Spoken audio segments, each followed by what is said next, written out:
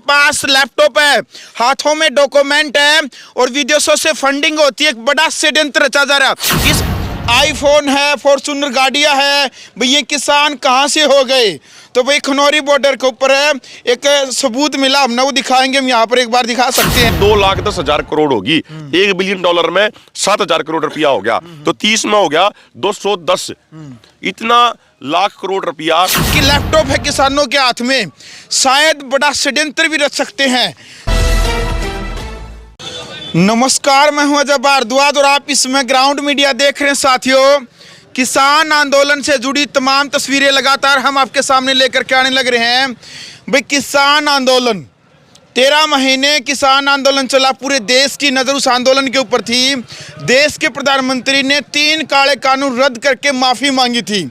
अभी फिर जो किसान आंदोलन 2 चल रहा है, ये दिखा दीजिएगा, हज़ारों की संख्या में ट्रैक्टर ट्राली और किसान यहाँ इकट्ठा है खनौरी बॉर्डर के ऊपर। इस वक्त हमारी टीम मौजूद है। भाई बड़ी नेशनल मीडिया इस प्रकार से खबरें चलाने लग रही है कि इन किसानों के पास आईफोन है, फॉर्च्यूनर गाड़ियां है, भाई ये किसान कहाँ से हो गए? तो भाई खनौरी बॉर्डर के ऊपर है, एक सबूत मिला, हम ना वो दिखाएंगे, हम यहाँ पर एक बार दिखा सकते हैं ग्राउंड मीडिया के माध्यम से। आईफोन और जो फॉर्च्यूनर की वीडियो तो लगातार वायरल होने लग रही थी, लेकिन अभी देख सकते हैं बड़ी नेशनल मीडिया चला भी सकती है कि लैपटॉप है किसानों के हाथ में, शायद बड़ा षड्यंत्र भी रच सकते हैं। सबसे पहले तो भाई जी राम राम। राम राम भाई, आपने आपके दर्शकाना राम राम। अच्छा, बड़ी नेशनल मीडिया की हमने खबर देखी थी कि किसानों के हाथ में आईफोन है, फॉर्च्यूनर है, भाई ये किसान कहाँ से हो गए? देखो, किसानों के हाथ में जो आईफोन है, फॉर्च्यूनर है, वो अपनी मेहनत का आया है जी। बड़े बड़े कॉर्पोरेट हाउसेज की तरिया हमारा कर्जा माफ को नहीं होया। आपा ने मेहनत करी है, पूरे देश का पेट भरा है, और अनाज खासकर हरियाणा पंजाब की बात करें तो गेहूं और धान के मामले में सरप्लस प्रोडक्शन दिया है। दिन रात मेहनत करी है हमारे बुजुर्गों ने, उसके बाद जाके हमारा थोड़ा सा जीवन स्टैंडर्ड थोड़ा सा ठीक होया है। भाई अपनी मेहनत करके तो कोई कम में लिया हो, तो कोई हवाई जहाज लिया हो, क्या दिक्कत है उसमें? सवाल यो है कि भाई हम किसी के दूसरे का हक नहीं मार रहे ना। हम तो जो चौधरी छोटूराम जी ने 1939 में बढ़िया एग्रीकल्चर मंडी एक्ट बनाया, उसके माध्यम से ही हमारे यहाँ जो मंडी व्यवस्था बनी, उसके कारण 2 पैसे किसानों अच्छे मिल जाए हैं। बिल्कुल, एक बार ये देख लो भाई, बड़ी जो नेशनल मीडिया और बीजेपी के आईटी सेल के द्वारा ये आरोप लगाए जाते हैं कि इनके पास लैपटॉप है, हाथों में डॉक्यूमेंट है और विदेशों से फंडिंग होती है। एक बड़ा षड्यंत्र रचा जा रहा है। इस प्रकार से आईटी सेल के द्वारा आरोप लगाए गए हैं इस करने के ऊपर। देखो, मैं आपको एक चीज कह रहा हूँ, अभी आप आए और आप सीधा यहाँ पे, हम 5-7 भाई बैठे थे, बाकी और किसान भी आगे साथ में। देखो, ये महिला साहब हैं जो ये नोट्स बना रहे हैं, थोड़े से WTO के ऊपर और सिंप्लीफिकेशन में, भाई कति आसान सरल भाषा में अपने लोगों ने समझा पावे, क्योंकि आज दोनों मोर्चा पे, शंभू बॉर्डर पर और खनौरी बॉर्डर पे WTO के ऊपर सम्मेलन होने हैं। जो हम अपने लोगों ने समझाओगे भाई क्यों करके क्या नुकसान हुआ है। तो इसके बारे में काफी कुछ स्टडी पहले भी कर रखी है, लेकिन मेरा हमेशा ये मानना रहता है कि इंसान को हमेशा नई चीजें सीखने का प्रयास करते रहना चाहिए। अगर हम न्यू सोच कर बैठ जाएंगे ना हमने सब कुछ ज्ञान हो गया, तो इसका मतलब हम उससे जनते जीरो होने लग जाएंगे। तो हम तो स्टडी करने लग रहे हैं। आप देखो ना, देखो आप खुद देखने लग रहे हो, आप देखो इंटरनेशनल लेवल पर है जो मामला है, ये मीडिया के माध्यम से आप यहाँ पर देख सकते हैं। देखो, मैं ये कुछ अलग अलग इसमें ये था कि भाई इसके अलग अलग जो नए फैक्ट्स आए हैं, USA में कितनी एग्रीकल्चर सब्सिडी मिल रहा है, ये भाई एग्रीमेंट ऑन एग्रीकल्चर क्या है, और जो 1999 का जो ये सियाटल में WTO के प्रोटेस्ट हुए, वो ये चीजें पहले पढ़ी ओढ़ है। लेकिन क्यों जा है अजय भाई, कई बार दिमाग भी एक मशीनरी है, दिमाग में घनी चीज लिकट जा है, तो वे बोलने से पहला हमने पढ़ना पड़ा है जरूर। ये कई भाई ने भी सोच लेते होंगे, बोला आज यहाँ माइक पकड़ के मो कह दे हैं, इसी बात नहीं है कि माइक पकड़ के आगे के मो कह दिया। मेन बात यह है कि आप पढ़े भी हैं, लिखे भी हैं, और भाई थोड़ा जब जानकारियां ना अपडेटेड रहेंगे, एक बार होता आप 2 साल पुराने आंकड़े दिए जाओ भाई, यहाँ तब कोई सुथरी बात थोड़ी है। आपा ने भी पढ़ना चाहिए, आपा ने भी सीखना रहना चाहिए। और मेरा तो ये मानना है, इंसान जब तक पैदा हुआ है और जब तक इंसान आखिरी सांस ले हुआ है, तब तक इंसान की सीखने की प्रक्रिया जारी रहा है। यहाँ पर हमारे बहुत सारे एक्सपर्ट हैं, वो भी अभी आने लग रहे हैं।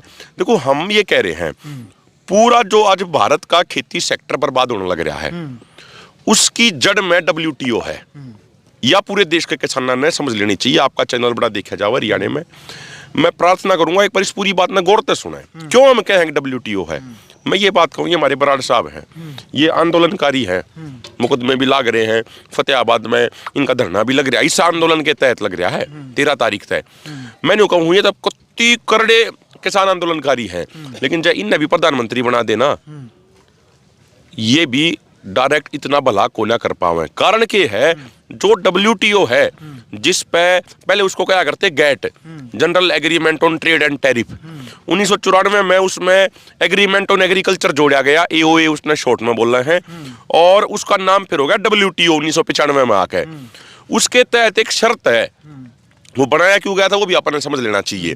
जो ये विकसित देश थे, एक हो गए विकसित देश, एक हो गए विकासशील देश। मतलब एक हो गया जो विकसित हो लिया अमेरिका वर्ग, और जो पश्चिमी देश में जितने भी देश है, इंग्लैंड, फ्रांस, कनाडा, जो हमारे देश ने जो लूट कर लेकर गए थे फिर अमीर बने थे। एक हो गया हमारे जैसे जो विकासशील देश, जो विकास करने लग रहे हैं। इन विकसित देशों ने इकट्ठे हो गए, गिरोह बना लिया, गैंग बना लिया अपना 1994-95 का, और गैंग बना के नहीं तय कर लिया भाई विकासशील देश ने क्यों कर लूटे। अमेरिका का एक किसान है, अमेरिका का किसान की आमदनी फसल बेच कर नहीं होती।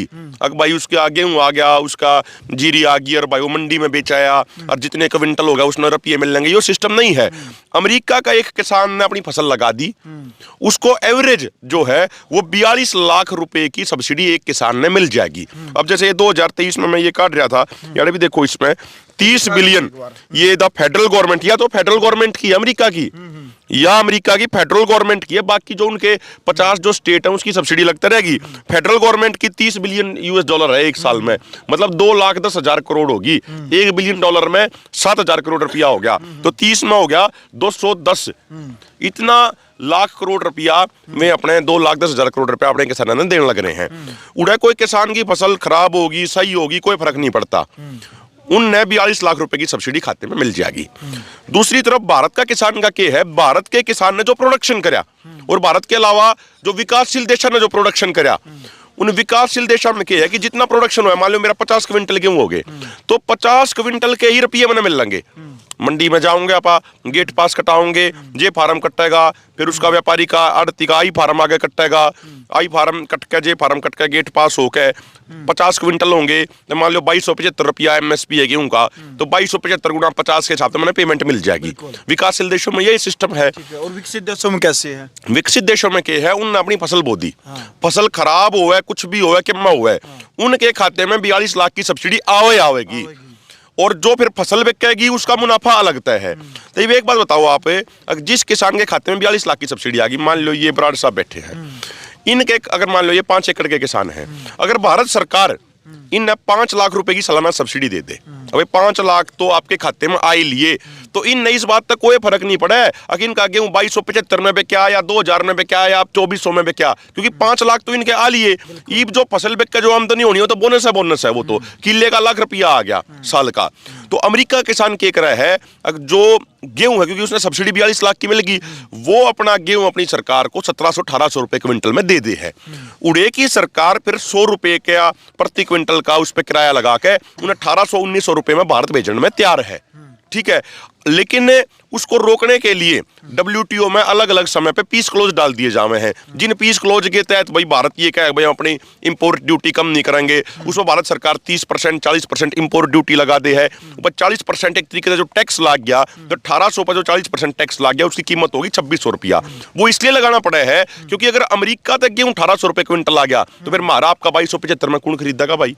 व्यापारी तो नहीं होगा, मतलब सस्ता चाहिए, उसने क्या मतलब है भाई यो कौन से भारत के किसान का, या अमेरिका के का है, या इंग्लैंड के का है, या किसी चाइना के किसान का है।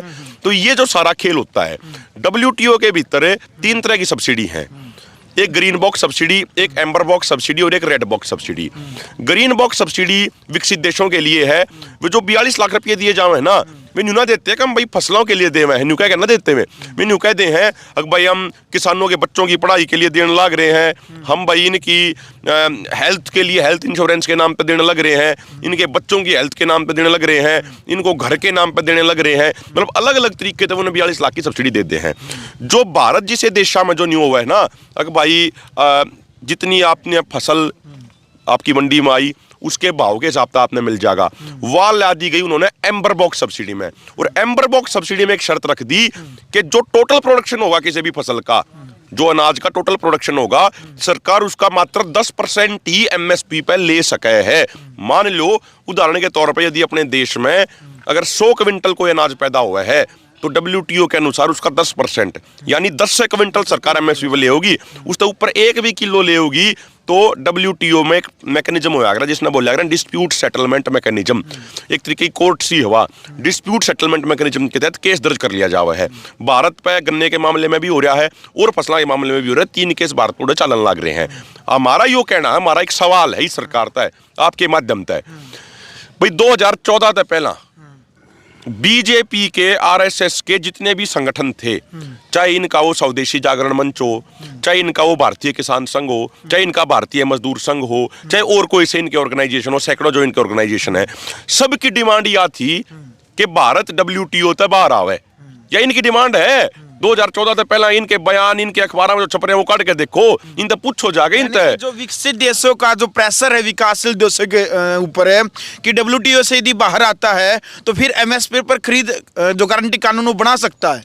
मैं यही तो कह रहा हूं ना, जब तक भारत का एग्रीकल्चर सेक्टर WTO से बाहर नहीं आओगा तब तक भारत के किसान का बचना बहुत मुश्किल है। लेकिन जो मैं बात कह रहा हूं वो ये कह रहा था मैं, भाई 2014 से पहले बीजेपी वाले भी रुके मारा करते, अगर भारत के किसानों को बचाना है तो WTO से बाहर आओ। 2014 से 2024 आ गया, प्रधानमंत्री जी ने यूं कहे ना, अब मैं किसी का दबाव नहीं मानता, मैं देश के लिए काम करने लग रहा हूं, मैं किसी से नहीं डरता, मेरी 56 इंच की छाती है। तो 10 साल हो गया आपने प्रधानमंत्री बने और मोदी साहब है, 10 साल में तो आपने ले आना चाहिए था भारत के एग्रीकल्चर सेक्टर को WTO से बाहर। एक लेटर लिखना है, लेटर लिख के 6 महीने के अंदर वो प्रोसेस हो जाएगा। वो एक बात। दूसरी बात जो समझने की है जो यहाँ पे, भाई कल 26 तारीख से अबू धाबी में WTO की मिनिस्ट्रियल बैठक होने जा रही है, जिसमें दुनिया भर के देशों से एक्सपर्ट मतलब सरकारों के नुमाइंदे हैं, वे भाग ले होंगे। तो इसीलिए आज अपने किसानों को जागरूक करने के लिए, अपने लोगों को समझाने के लिए, भाई क्यों करियो WTO खतरनाक है, क्यों करियो इसमें क्या दिक्कत आवे हैं। आज यार सम्मेलन होगा, 20-30 मिनट में शुरू हो जाएगा, एक्सपर्ट भी आएंगे सारे। और जब तक मैं आपने एक चीज और बताता हूँ, यो फैक्ट आप जांच करियो, आप इसकी हमारी बात ना मुझे मत मानियो। जब तक भारत ने गेट पे साइन करे जो बाद में WTO बन गया, उससे पहले ये मेरे बुजुर्ग भी बैठे हैं, 1990 से पहले शायद किसी ने सुना हो कि किसी किसान ने या खेती और मजदूर ने आत्महत्या कर ली। वो खुदे को एक आधे ने सुना हो तो अलग बात है।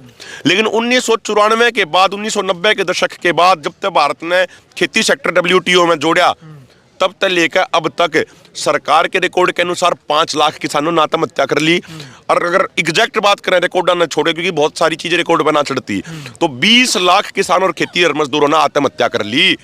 जिस एग्रीमेंट के कारण 20 लाख किसानों ने आत्महत्या कर ली, हमारी सरकार उस एग्रीमेंट का विरोध क्यों नहीं कर रही भाई? क्या दिक्कत है? हमारी सरकार क्यों उस एग्रीमेंट ने आज भी अपने गले का, अपने छाती का लाकर रख रही है? भाई एक तरफ तो ये नहीं भाई 56 इंच की छाती हम किसी का दबाव ना मानते, लेकिन ये मानने लग रहे विकसित देशों का दबाव। जब से आप रिकॉर्ड उठा के देखो, 1998 में पहला फ्री ट्रेड एग्रीमेंट साइन कराया गया, 1998 के बाद 2024 आ लिया। जो एग्रीकल्चर प्रोडक्ट है उनका भारत में आयात लगातार बढ़ रहा है और भारत का निर्यात कम होता जा रहा है।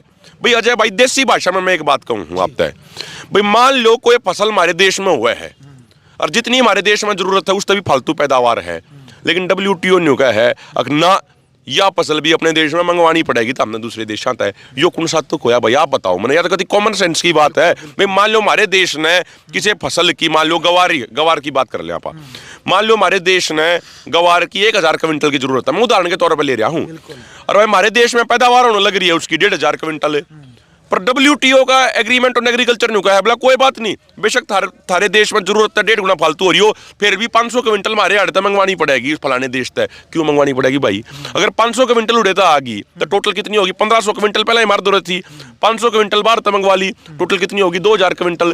जरूरत है 1000 क्विंटल की, तो उसके दाम पिटेंगे या कि नहीं पिटेंगे? पिटेंगे ना उसके दाम। तो ये जो सिस्टम चल रहा है, उदाहरण ले लो आप, 2020 में मलेशिया, इंडोनेशिया तक कोरोना के कारण पाम ऑयल का आयात भारत में बंद हो गया। भारत में सरसों के तेल की डिमांड बढ़ी, तो 2020 के बाद 20-21 में बड़ी MSP मिल गया। तो नतीजा क्या हुआ? अगर अकेले हरियाणा की बात करें तो सरसों का रकबा एक साल में 1.25 लाख हेक्टेयर बढ़ गया। क्यों बढ़ गया? क्योंकि उस तक पहले साल सरसों एमएसपी तभी ऊपर बिकी, ठीक है। फिर 22 में रूस यूक्रेन का युद्ध चालू हो गया, यूक्रेन तो जो इंपोर्ट होया करता सरसों का वो भी बंद हो गया, तो किसानों ने और बढ़िया मिल लिया, किसानों ने और ज्यादा सरसों बढ़ाई, ठीक है, सरसों का रकबा बढ़ाया। लेकिन फिर क्या होता है, नहीं क्या कारण था, किसका दबाव था, वो तो सरकार बताओगी, हमने तो लगा है कॉर्पोरेट का दबाव था, WTO का दबाव था।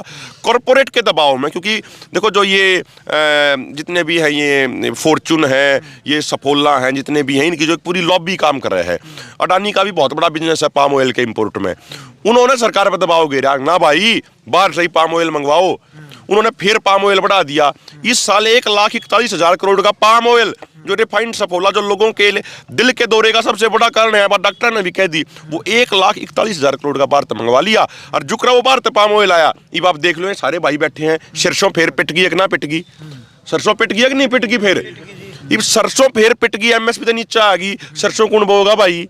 प्रधानमंत्री बड़े बड़े पोस्टर ला के नहीं कहे, बोला भाई हरियाणा पंजाब के किसान है ना, धान और गेहूं के अलावा दूसरी भी बो, अरे दूसरी बो तो लेन, दूसरे के बात ना दे रहे प्रधानमंत्री जी। और जब 2-3 साल मिल गए, फिर नहीं आपकी सरकार ने क्या दिक्कत होगी, क्या जरूरत थी भारत पाम ऑयल मंगवाने की, क्या जरूरत थी भारत 1,41,000 करोड़ का पाम ऑयल मंगवाने की? जो ये जो सारा जो सिस्टम है, अगर भारत में जरूरत ना होने के बावजूद भी बाहर से मंगवाए जावा है, इसका बड़ा कारण WTO है। जब तक WTO तय हमारा एग्रीकल्चर सेक्टर बाहर नहीं निकलेगा, आप कितनी बात करे जावे, भारत के किसानों का बचना बहुत मुश्किल है। जड़ यह है सारी बीमारियां की, जब जड़ ना काटेंगे ना, सरकार तो बदलती बदलती रहेंगी, आज कोई और सरकार है, कल कोई और आ जाएगी, परसों कोई और आ जाएगी, परसों कोई और आ जाएगी, ठीक है। जब तक जड़ ने नहीं काटेंगे ना, जब तक इलाज होवे को ना, बीमारी व फिर बार बार उभरे जाओगी। इसलिए इस आंदोलन में आप हमारी 12 डिमांडों में देखो, एक जो प्रमुख डिमांड है वो यह है कि भारत सरकार खेती सेक्टर को WTO से बाहर ले आवे। और आज इस सरकार के सामने सीधा एक चैलेंज है, जो 2014 से पहले कहा करते एक WTO से बाहर आओ, आज तो खुद राज में हो, आ जाओ ना बाहर, आज की दिक्कत से क्यों बाहर नहीं आ रहे हो, ये सरकार ने जवाब देना चाहिए। तो सरकार चाहे तो उससे निकल सकती है, WTO से बाहर? बिल्कुल निकल सके, क्यों ना निकल सकती, इच्छा शक्ति होनी चाहिए, इच्छा शक्ति होनी चाहिए, अपने ऊपर विश्वास होना चाहिए, अपने लोगों के ऊपर विश्वास होना चाहिए, अपने देश के ऊपर विश्वास होना चाहिए। अगर इन्हें डर लग गया है उस लिखने में, इसका मतलब प्रधानमंत्री जी ने, बीजेपी सरकार ने अपने देश के लोगों पर विश्वास को ना, अपने देश की ताकत पर विश्वास को नहीं है। मैं आपने उदाहरण देता हूँ, 1998-99 में पोखरण में परमाणु टेस्ट आपने करे थे ना, उसके बाद कई देशों ने हमारे ऊपर प्रतिबंध लाए, लेकिन हमारे अंदर इतनी ताकत थी, सहज वे देश आए ना, दोबारा पाया में पड़नते ही आए कि नहीं आए। तो अपनी ताकत होनी चाहिए, साल 2 साल के में प्रतिबंध भी ला देंगे क्या फर्क पड़ा है, लेकिन अगली पीढ़ी तो भारत की बच जाऊंगी। भाई आज जो सरकार सत्ता में है, इसको WTO ने वोट देकर सत्ता में लाई इसने, या भारत के लोगों ने वोट दी इन तय? अगर WTO ने वोट दियो तो WTO के अनुसार चले जाओ तुम्हें, लेकिन वोट जब आप लोगों को भारत के लोगों ने दे रखी है, तो सरकार चाहे कांग्रेस की हो, चाहे बीजेपी की हो, चाहे आम आदमी पार्टी की हो, उसकी जवाबदेही, उसकी जिम्मेदारी अपने लोगों के प्रति बनती है। उसकी जिम्मेदारी अमेरिका इंग्लैंड को खुश करना नहीं बनती, उसकी जिम्मेदारी WTO वर्ल्ड बैंक IMF को खुश करना नहीं बनती। लेकिन ये क्या कर रहे हैं, ये सारे के सारे उनके चरणा में नतमस्तक हो रहे हैं। WTO world bank IMF America के चरणा में केले रहे भाई, अमेरिका के सौदा उनका, हमारे आड़ते रॉ मटेरियल लूट के लेके जाओ है सारे का सारा, हमारे आड़ते है उड़ीसा में तय काराहांडी जिले में तो बॉक्साइट की सारी खदान लूट ले गए, वेदांता कंपनी के मालिक तय, वेदांता कंपनी के माध्यम तय, ठीक है, अनिल अग्रवाल उसके मालिक हैं, वो सारा बॉक्साइट, सारा एल्यूमिनियम जालिया अमेरिका में टेक्नोलॉजी में ले रहे हैं, रॉ मटेरियल उन दर होगा हमारे देश में तो लूट ले गए, और मैं फिर उसका प्रोडक्ट बना के अपने मुंह मांगी कीमत पे बेचा हमने अड़े। जब तक आप आत्मनिर्भर नहीं होंगे, खाली प्रधानमंत्री जी के कहे आत्मनिर्भर को नहीं होगा, आत्मनिर्भर भारत बनाएंगे, मेक इन इंडिया फलाना, एक का लोगो बना दिया, लोगो बनाए थे वो शेर है उसमें, लोगो बनाए थे नहीं होता, नीति बनानी पड़े हैं, फैसले लेने पड़े हैं, वह सरकार लेती को नहीं, यह सबसे बड़ी समस्या है। बिल्कुल, देखो भाई, ये जो आज की वीडियो है ये उनको जवाब है जो देश के अंदर नेगेटिव कमेंट है। किसान आंदोलन जो चल रहा है, चाहे खनौरी बॉर्डर की बात करें, शंभू बॉर्डर की बात करें, हजारों ट्रैक्टरों के साथ ये लाखों जो किसान यहाँ बैठे हैं, ये उनको जवाब है जो नेगेटिव कमेंट करते हैं घर बैठ करके सोशल मीडिया के माध्यम से कि ये तो खालिस्तानी बैठे हैं, ये तो राजनीतिक एजेंडे के तहत बैठे हैं।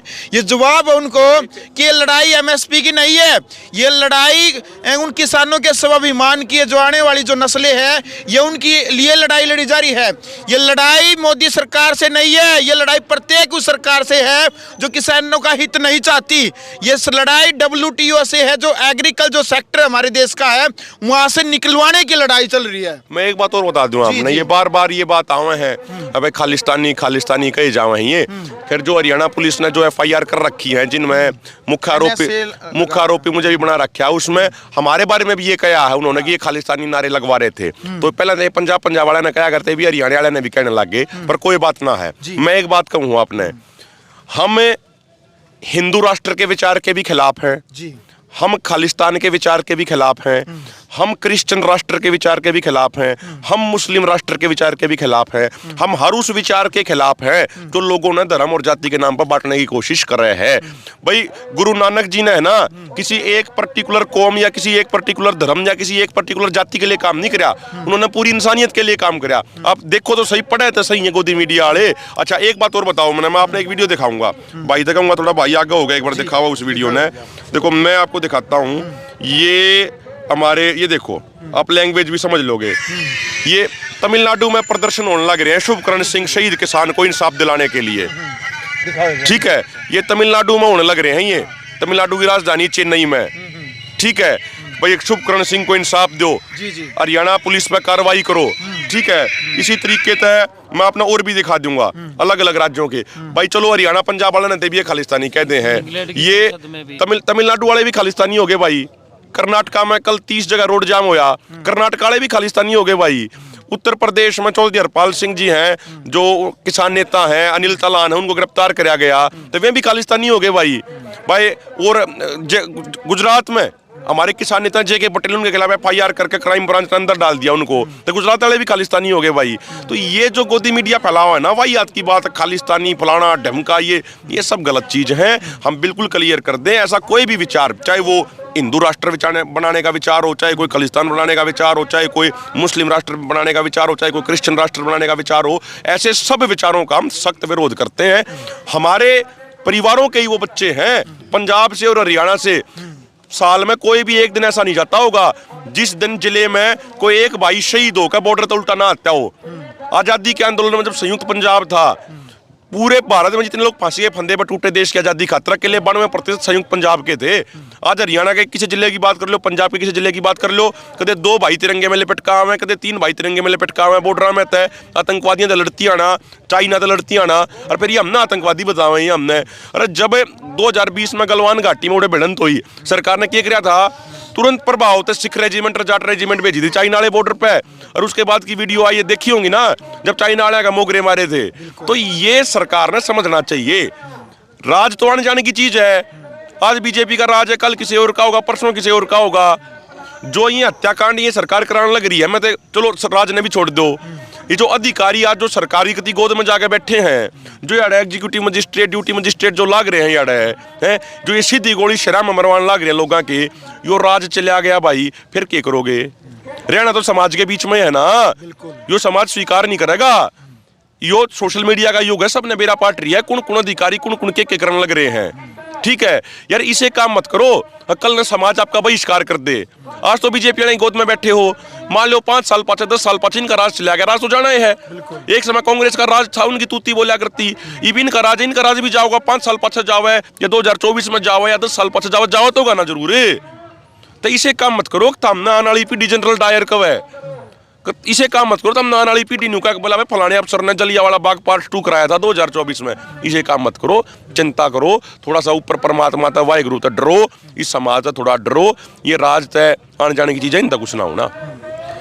चलो भाई, फिलहाल वीडियो आपने देख ली भाई। ये युवा किसान नेता अभिमन्यु कोहाड़ इस वक्त हमारे साथ मौजूद थे, और जी हाँ, खनौरी बॉर्डर के ऊपर, शंभू बॉर्डर के ऊपर है WTO क्या है और किसानों की असल लड़ाई क्या है, ये किसान आंदोलन का असल मकसद क्या है, वो यहाँ पर जनता को भी बताया जाएगा। लाखों की संख्या में जो किसान यहाँ पहुँच रहे हैं उन सबको बताया जाएगा।